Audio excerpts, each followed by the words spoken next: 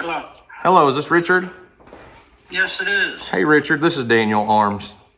Picking the two winners of the charter trip to Destin, Florida for the Cameraman Ron t-shirt donations and giveaways things. And you were picked as a winner. Oh, that's awesome. Thank you, sir.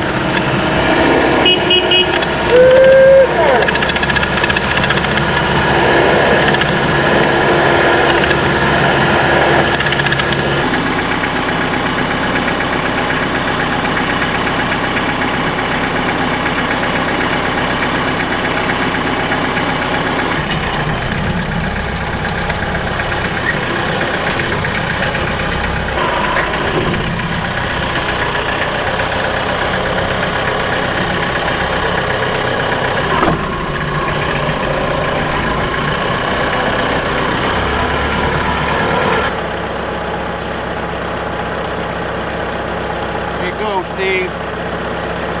Fancy fresh bale of hay.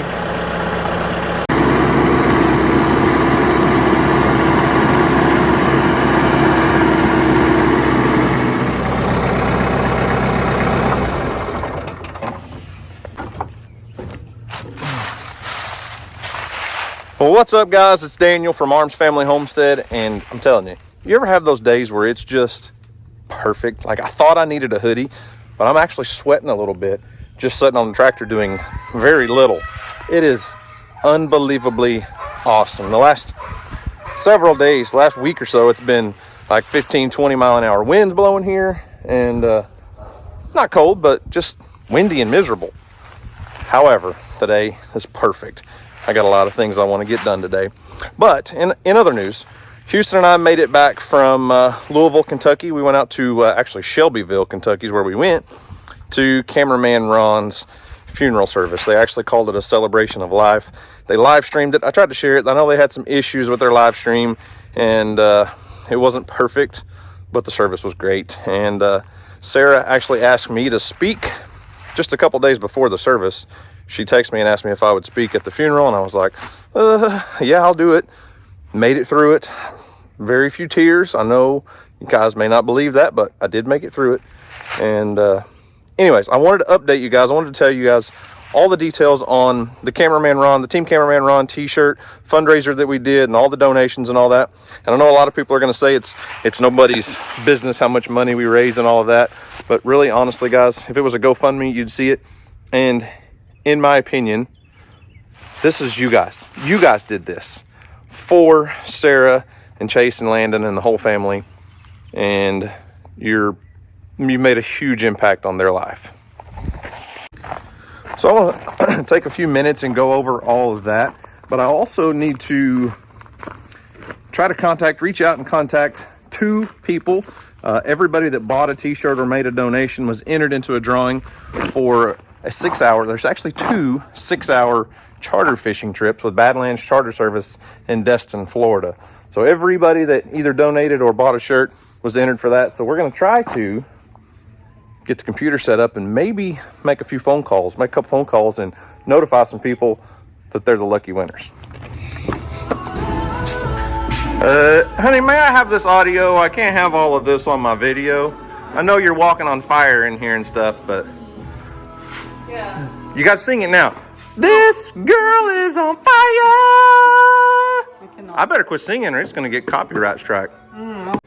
Okay, that's much better. Less music, more gooder, okay? Mm-hmm. You've got quite the mess behind you. Yeah.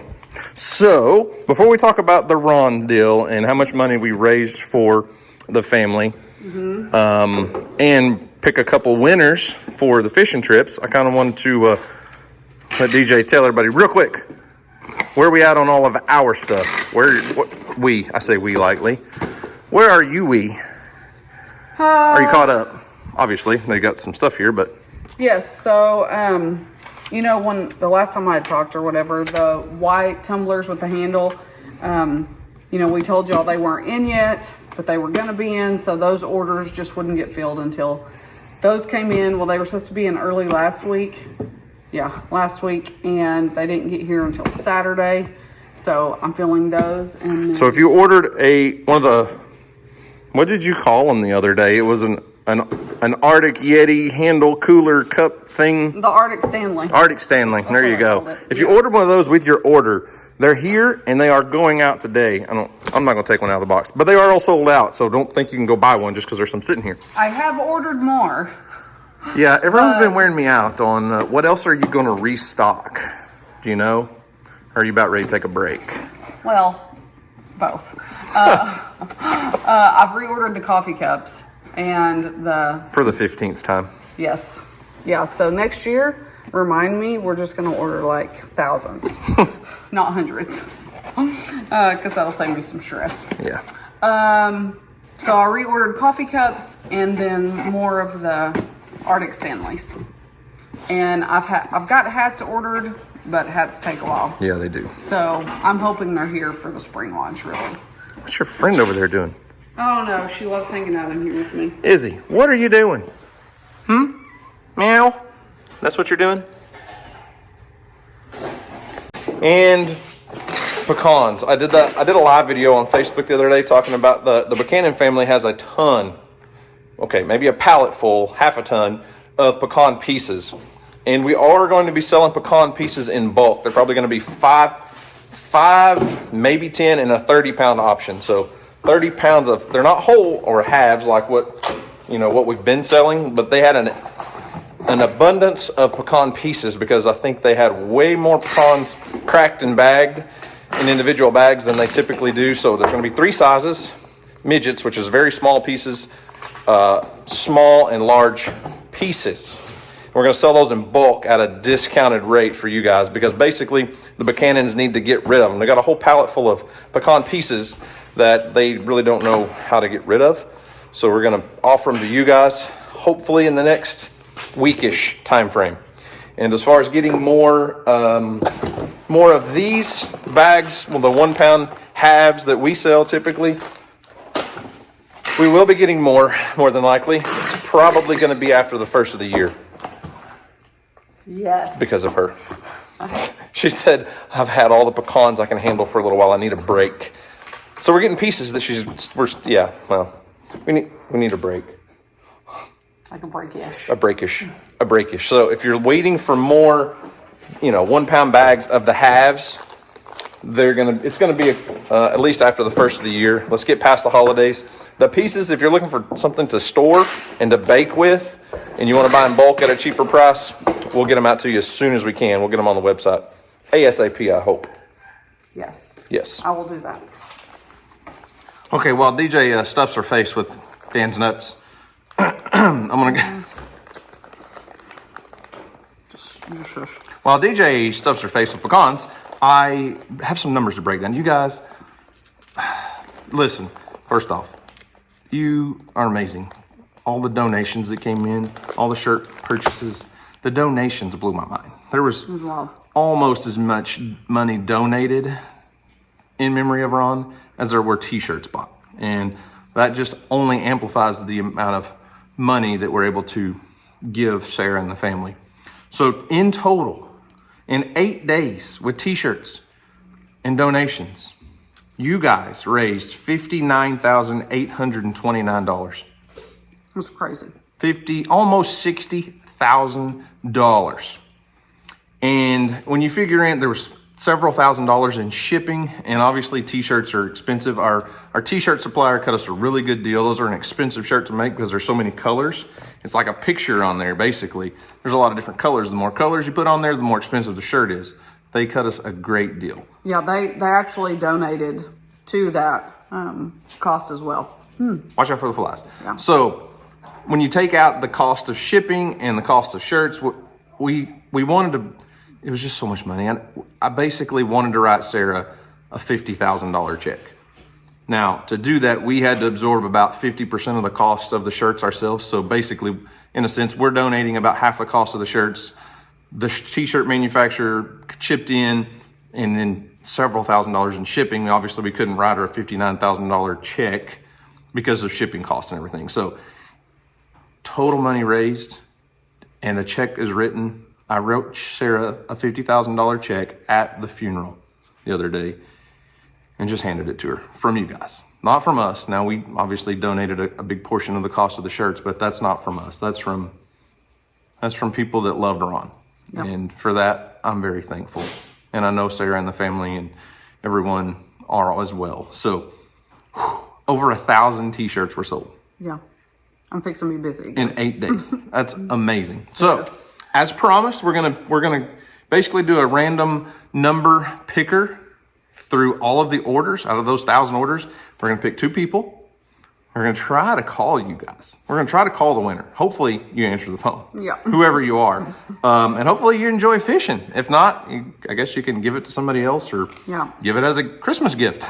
And somebody's gonna have to make a trip to Destin. So let's pick some people. Okay, order numbers start at 1001. So it starts at 1001 and ends at 2507. So that's 1,506 orders. Yes. We're gonna do a random number picker on DJ's phone and pick a random number out of 2 numbers out of all of those. And hopefully they answer the phone. Yeah. All right, random number generator, Earl. Pick a number, Mom, pick a number. 1705, 1705, number 1705 was a $50 donation from Richard Weingartner. He lives in Missouri. So his phone number's on here. We're not going to show it, but DJ's going to call him up. All right, Richard, I hope you answer the phone. This is a lot more interesting if you answer.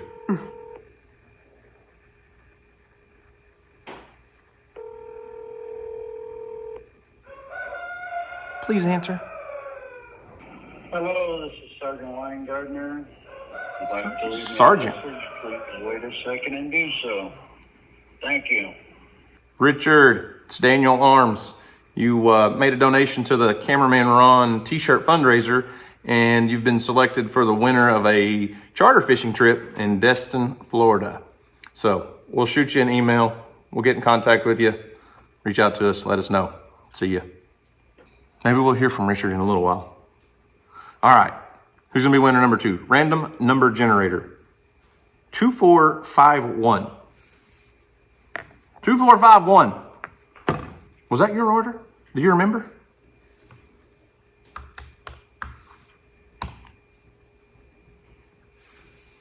Kathy Bachelor? Bachelor.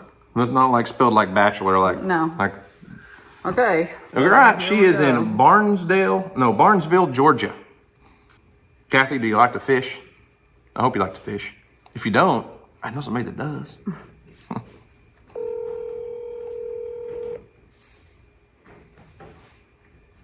Hello, Hello, is this Kathy? this is Kathy. Hey, Kathy, this is Daniel Arms. How are you? I'm doing fine. How are you doing? I'm good. Hey, we're going through and picking winners on the Cameraman Ron fishing trip giveaway for the fundraiser, Uh-huh. and your number was picked. Really? Yeah. So it's a 6-hour charter fishing trip in Destin, Florida, with Badlands Charter Service. So Okay. you're the winner. Well, thank you. I don't know if you like saltwater fishing or not, but if you don't, maybe you know somebody that does. It'd make an awesome Christmas present, I guess. We were watching you guys last night. Oh, really? Yeah, we watch you every day. Well, thank you. I appreciate it. Okay. Well, thank you very much. You're welcome. Have a good day. You too. Bye. Bye-bye. We're going to try Richard one more time. Let's go, Richard. Answer the phone. Hello. Hello, is this Richard? Yes, it is. Hey, Richard. This is Daniel Arms. How are you? My pleasure. How are you? I'm good. We were picking the 2 winners of the charter trip to Destin, Florida for the Cameraman Ron t-shirt, donations and giveaways things. And you were picked as a winner. Oh, that's awesome. Thank you, sir. That's So great. well, we'll get your information over to the Badlands Charter Service, and then just let them reach out to you. I don't have any idea what his dates and deadlines and anything like that. I think he's pretty open for whenever you might be able to make a trip to Destin. So. Oh, okay. Good. That's incredible. Thank you very much. I appreciate it. You're welcome. Well, thank you. We appreciate you donating, and All right. All right. Thank you very much. Thank Danny. you. I appreciate it. have a good day. You too. Bye. Well, there you have it. 2 winners for 2 6-hour charters with Badlands Charter Service in Destin, Florida. I'm a little bit jealous. I am too. Maybe they'll take us too. Yeah, I can't go out far though. DJ's an inshore girl. I'm an inshore fisherman. She don't ride the waves very well. No, the waves get me. Earl, are you excited? You look sad. Are you excited for the 2 people that won a saltwater charter fishing trip? I am. I'm excited and jealous. Yeah.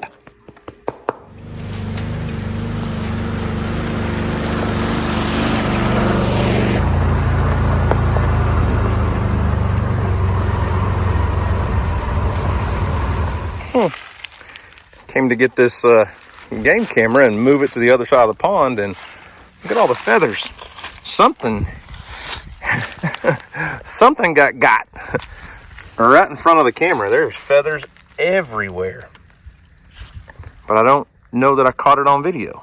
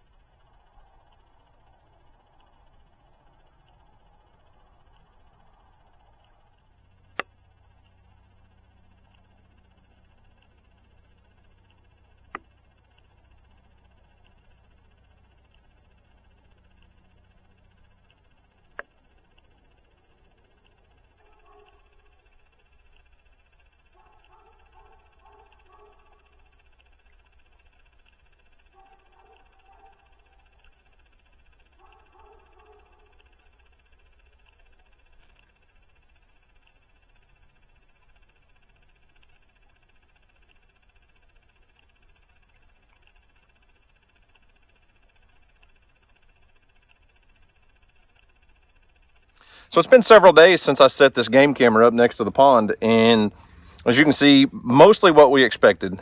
A lot of raccoons using the edge of the water, the blue herons. What I didn't know were that the blue herons feed at night. That kind of surprises me because I usually see them roosting in the trees over the creek where all their nests and stuff are. I didn't know they were active at night. That's pretty interesting because most birds roost at night. They don't come off the roost until daylight.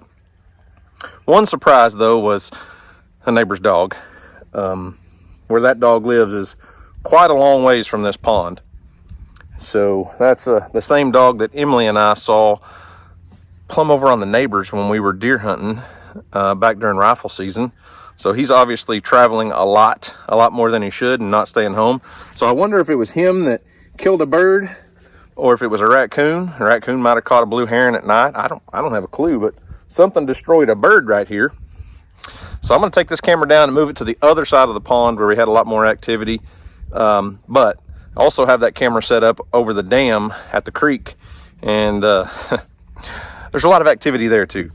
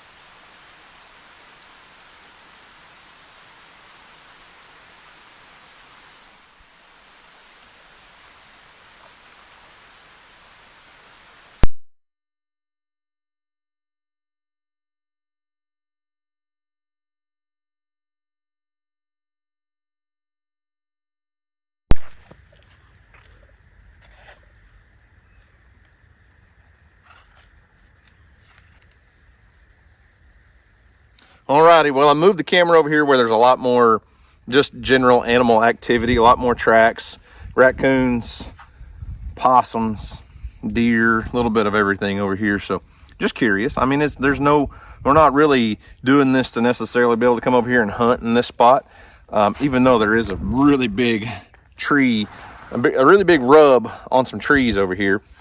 But I threw out a little bit of corn just to kind of slow animals down as they come through, and raccoons will feed on it, deer will feed on it, whatever. And there is a little bit of a hog waller here. I don't know how old that is. We have not seen a wild hog on this property in months. I really want to do some trapping videos, but I am happy there are no pigs here. So we need to find some place to go trap some pigs is what I'm saying. But anyways, as you can see over on the dam at the creek, the beavers, there's at least 2 beavers. And they're going through there 3 or 4 times a night. I don't know where they're going to and from. I have no idea where their den is, but they travel way up and down that creek. No sign of beavers at the pond at all. I haven't seen a sign of a beaver here in probably a couple years. So that's good. No sign of otters here. But as you saw, we do have otters still passing through the creek. And I'm a little torn. You know, part of me really, really wants to trap that otter. I think we need to get rid of him. And part of me wants to watch him. But they do devastate the fish population in the creek, in the ponds, wherever they go. Those things are unbelievably good at doing their job of catching fish. And I've been told that one of our otters around here will eat 3 to 5 pounds of fish per day. So if they find the pond, it's a bad deal. But even the creek, all those little bitty bluegill that you see us catching all summer long, they're pretty much wiped out right now. There's not a huge population of fish in the creek throughout the winter. They kind of slide back down into the lake, I think. But, you know, even what was there is gone now. There's no way you can go to the creek and catch a fish. I haven't seen any sign of bluegill or bass in the creek in quite a while now. So, I don't know. Houston really wants to trap that otter, which kind of leads me into... I know a lot of you are going to disagree with this, but we're probably going to do quite a bit of raccoon and possum trapping this winter in the next few months to try to reduce some of the turkey nest predators. raccoons and possums devastate the turkey population. And in Oklahoma, our turkey population overall is just dropping lower and lower and lower and lower. We used to be a 3-bird state. We're down to 1. And Houston has wanted to kill a turkey on our own property for the last 2 years, and we haven't been able to. We hunted this year and saw 1 hen.